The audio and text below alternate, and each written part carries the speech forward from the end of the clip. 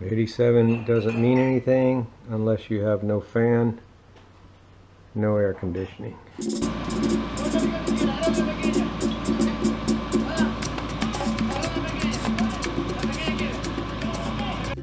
Can't run our fans or anything. It's getting to be a hot day. It's almost 11 o'clock. And we're still working on this. And it's been a full 3 hours without power, and it's about 87 degrees. Well, I don't know how long they're going to keep the power off today, but it's 11:30 and it's already 85 in here. No fan, no air conditioning. Other things I love about Salinas. It's 11:30, so we've got a long time to go in the day if we still have no power. So it's 3.5 hours, and it's like 88 in here now. If I die making this video, you won't see this video. More things I love about Salinas.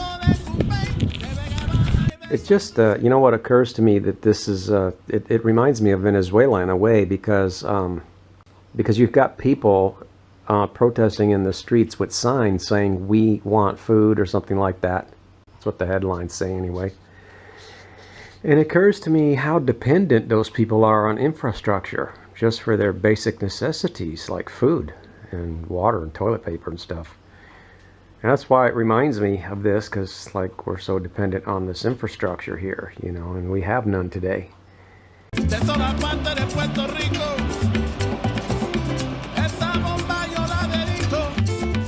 internet has been out since 8:05 this morning. And the temperature's climbing, you know, it's the middle of summer, and there's like no, I mean, the water goes out all the time here. Can you imagine the power and the water being out? I think that would, I mean, I don't think this that video would get uploaded. If you get my drift. What else do I love about Salinas? But especially in a place like Salinas, where you really don't see vendors and sellers on the street corners, which is something they're trying to do away with in CUENCA. But I'm just saying that in a place like Salinas, you're just so dependent on the infrastructure, and it's not just you've seen videos where I talk about and I show you the prices and how ridiculous they are on the food. The food prices here are higher than in CUENCA, as I said in a different video. I don't know, it's ridiculous. And of course you can't even touch the corn. It's almost $1 each. This is almost, and this is scary because it's almost like it's climbing at Panama style. These are almost 4 times as much as in CUENCA. This is ridiculous. This makes onions almost prohibitive because we're a big family. These are sweet potatoes. Look at that. I've got a blog post where I show you sweet potatoes on sale. I forget, it was, how much were the sweet potatoes on sale in the States? 27 cents a pound, 29 cents a pound. They're $1.19 here.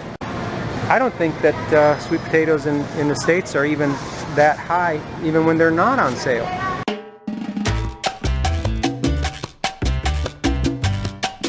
I think they're like 35 cents a pound. Even at twice that much, even at 69 cents a pound, it's half what they're asking here. Hold on a minute, that is a kilo. So that's around 50 cents a pound. And these purple ones, these things grow here. And these are even higher at $1.82, so that's about 80 cents a pound. And they grow here. These should be 30 cents a pound or less. Like I said, I had 2 main strikes against living in Salinas, and they're mostly because it's just too touristy. And it just translates into prices for food, not just housing, but food too. They're even really soft. Wow, fruit prices have jumped up. Wow.